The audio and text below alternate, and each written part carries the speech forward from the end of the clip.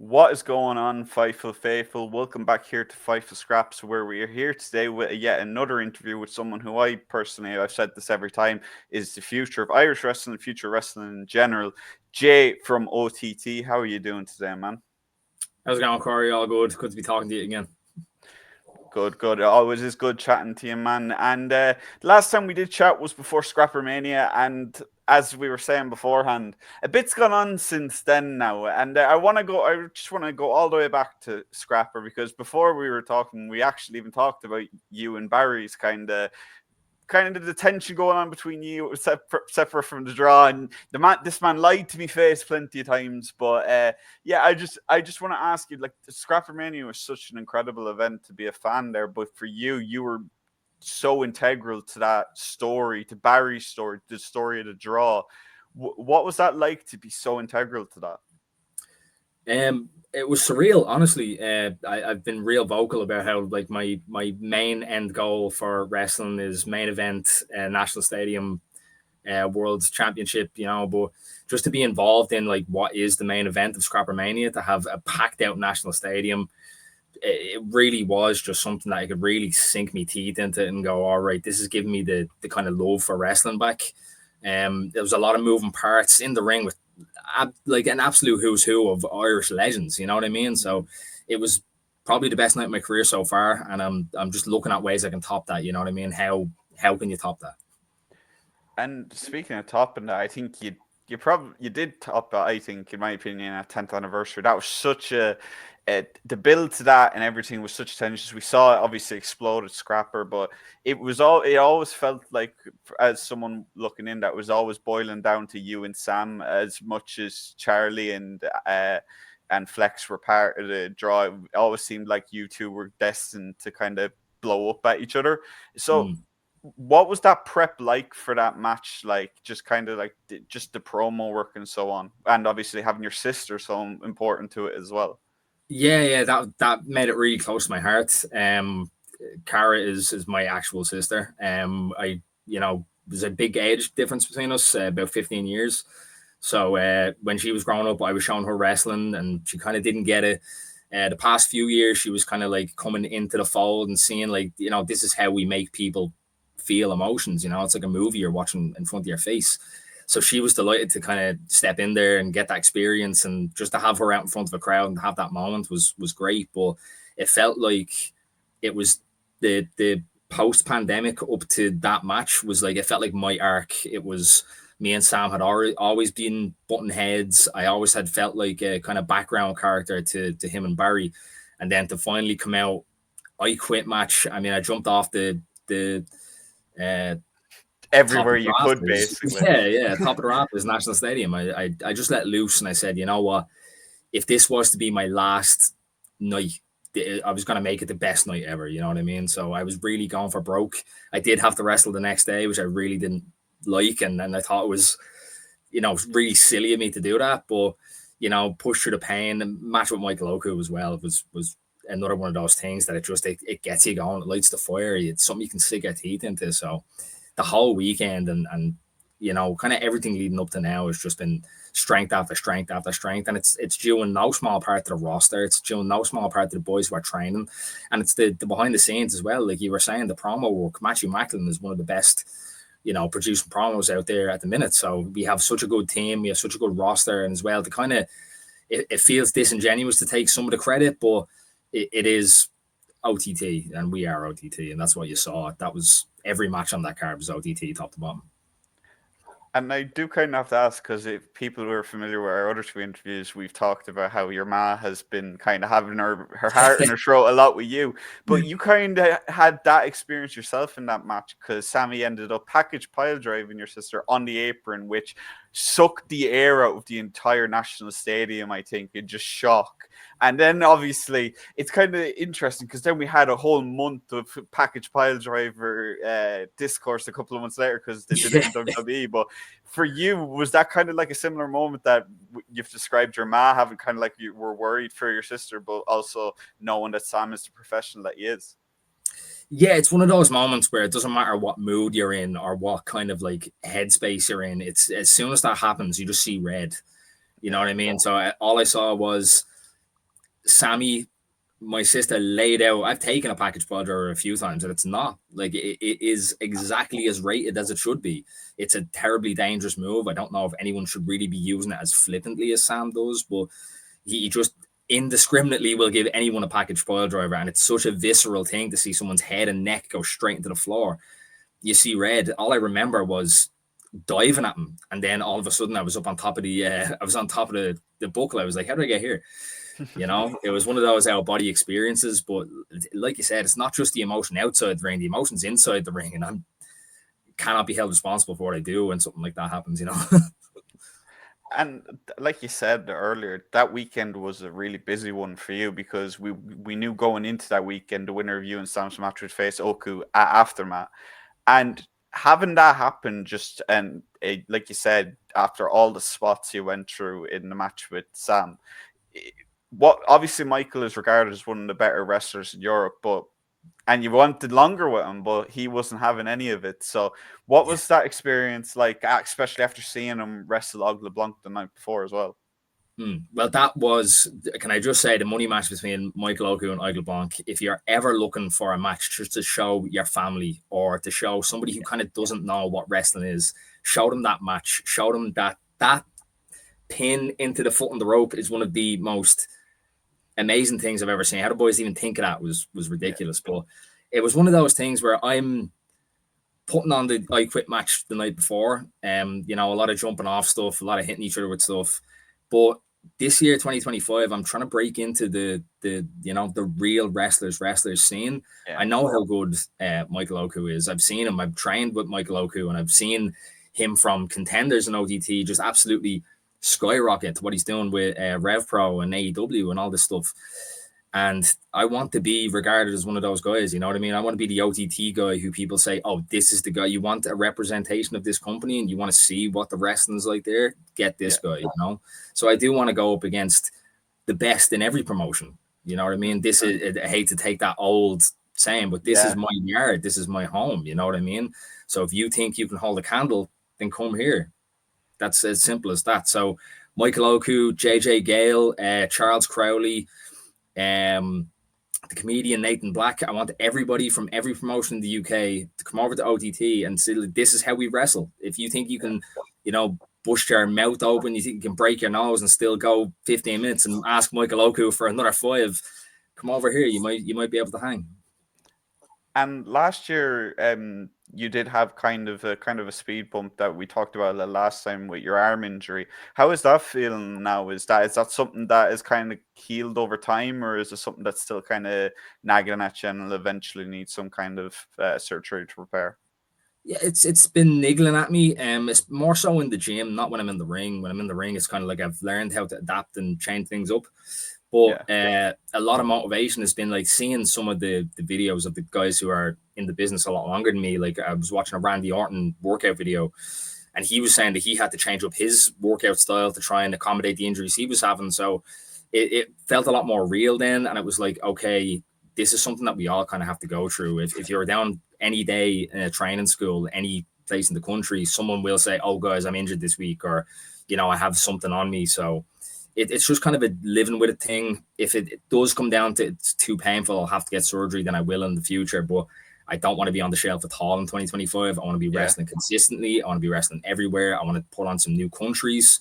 I want to just absolutely skyrocket this year, and nothing, be it arm, leg, anything, nothing's going to stop me. And before we move on to the future, just one more thing about kind of the past. Obviously, with the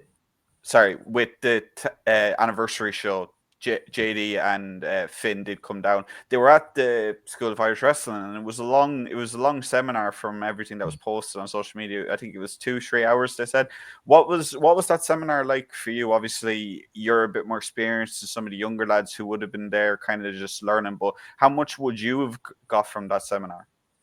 It to me, it was invaluable. For a few reasons. It was just you want to see what is valued by guys at the very, very top.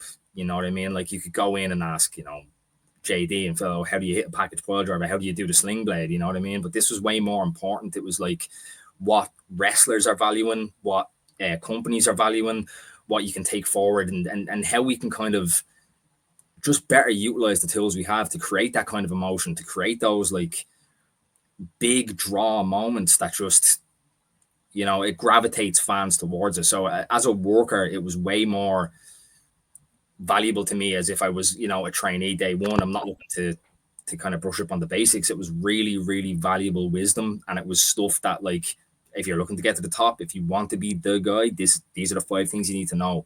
This is what they're looking for on TV. This is what they're looking for in companies. You know what I mean? So to have the boys kind of pay back when they don't really need to, you know what I mean? It is paying it forward. The lads came down 3 hours, and it got to a stage where the lads were like, look, let's stop asking silly questions and let's start getting down into the nitty gritty stuff. So it was one of those, I don't think you could have put a price on it. You just needed to be there. One of those things. It was invaluable. I wish I could do a million of them every week.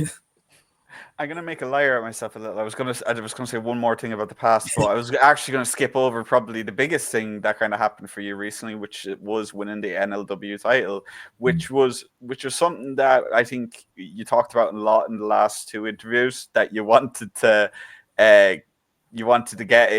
get a title, a singles title, and you've got it now. So, and on top of that, now you're also looking for more and you're entering number 1 in the Loco Rumble. So what did it mean to you to get that title win under/around your belt? Like, yeah, so it was weird. Obviously we had the situation where the NLW title wasn't being defended, and there was some complaints about that. So I did enter into the gauntlet match, and I did win. It wasn't something that I was expecting, but it was on the night, who's stepping up to the NLW belt. And, being an OTT guy since I started my career, I know the heritage of the NLW belt, not just from OTT, but also like Rob Van Dam on AW War had the NLW belt. Jordan Devlin packed out the National Stadium to win the NLW belt off Mark Askins. That's how I remember the NLW belt. So to me, it's this kind of like, it was thrown on top of me. Am I going to hold it up, or am I going to crumble? So that's the new plan. I'm firmly focused on being an NLW champion. I want to be the best NLW champion I can be. I want to carry the belt around Europe. I want to show everybody this is the prize for workers in OTT.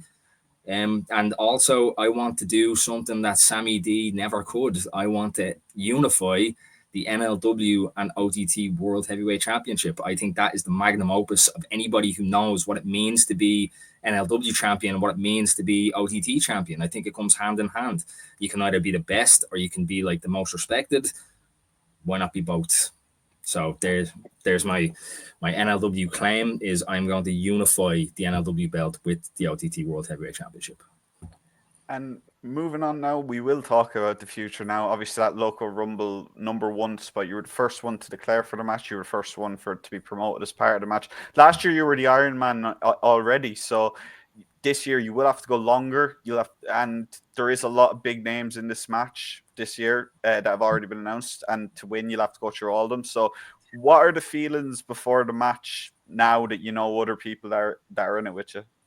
You know what? Every week it's been kind of like, I wish I could go back and edit. So it's like, actually, do you remember I declared myself number 30 in the Rumble? It's you just see star after star after star. PCO is one that I'm really, really excited about being in OTT and OTT debut.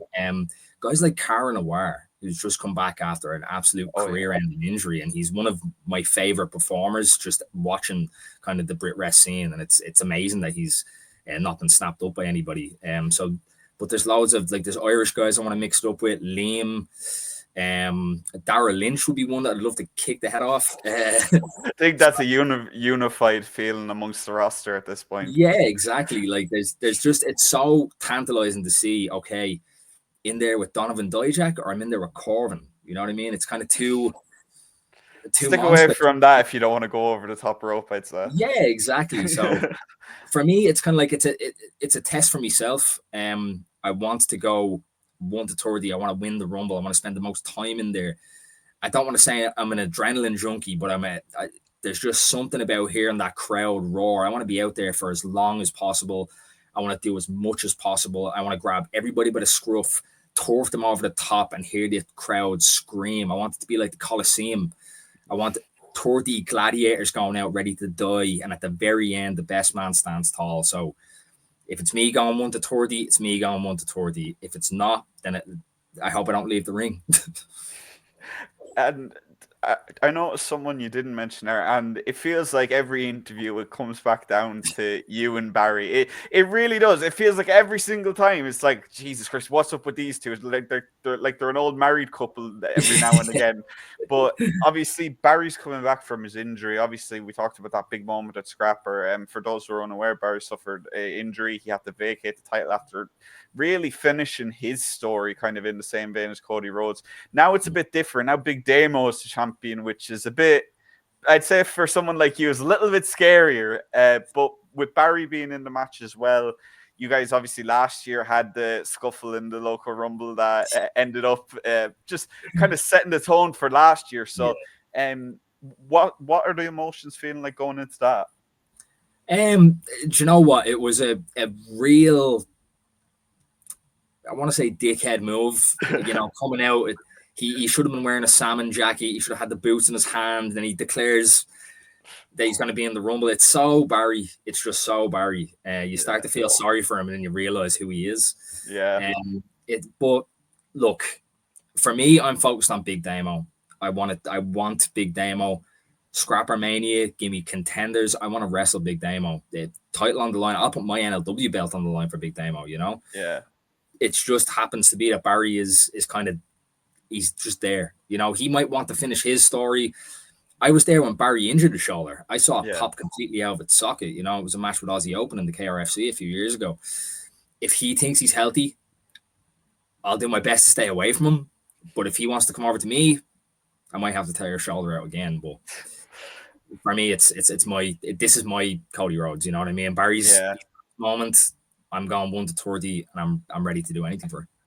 And like we've talked about a bit about journeys and who's and the order of which it's kind of been like it's been Sammy, it's been Barry, but now it really does feel like it is your time now. You've been in the background for both of those wins, and I think the fans are also responding. Like you said, like when you won the NW belt, the fans reacted. When you turned, when you got up onto that turnbuckle and said, I don't effing care, the National Stadium exploded. Everyone's getting behind you now in that way. Do you feel that kind of when you wrestle, or is it kind of just taking it one step at a time at the moment?